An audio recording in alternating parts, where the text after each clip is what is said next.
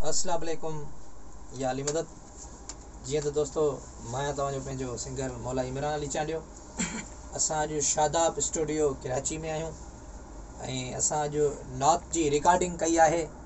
नबी करीम सल्लल्लाहु अलैहि वसल्लम जे शान में असां नात कई आहे। इंशाअल्लाह सिंधवासिन खे सभिनि जे अनकरीब रिलीज़ थींदी। वधीक साईं सागर शाह असांजी हिन रिकॉर्डिंग जे बारे में अल्फाज़ ॻाल्हाईंदा। अस्सलाम वालेकुम मदद सिरी पहिरियों दोस्तों मां सैयद सागर शाह।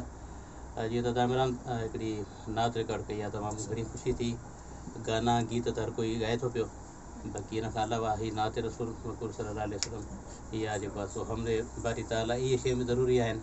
ही अहिड़ियूं शयूं आहिनि जेके सॼो साल सदाबहार हूंदियूं आहिनि। गाना त हली करे ख़तम बि थी वेंदा आहिनि ऐं सभिनी खे कोशिशि करणु खपे। असां बि कयूं पिया कोशिशि, तव्हां बि कयो ऐं अलाह कंदो तव्हांखे अदा इमरान जी कोशिशि तमामु घणी पसंदि ईंदी। इशफाक भाई अल्फाज़ ॻाल्हाईंदो। इन्होंने बहुत अच्छी नात पढ़ी है और आप लोगों को पसंद आएगी। और इसी तरह जो है ना गाने तो करते रहते हैं सारे, नोहे भी और नाते भी रिकॉर्ड करें। थोड़ा सा दीन की तरफ भी जो है ना माइल हों तो ज़्यादा अच्छा है। अस्सलाम वालेकुम।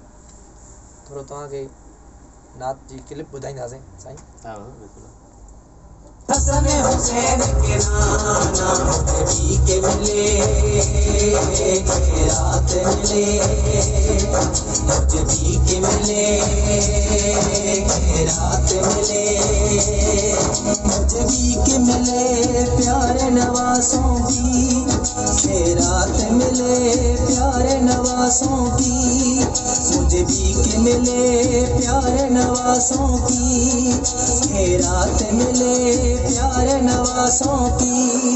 बस इतना करम फरमाना मुझे अपने शहर बुलाना, ए हसन हुसैन के नाना, ए हसन हुसैन के नाना।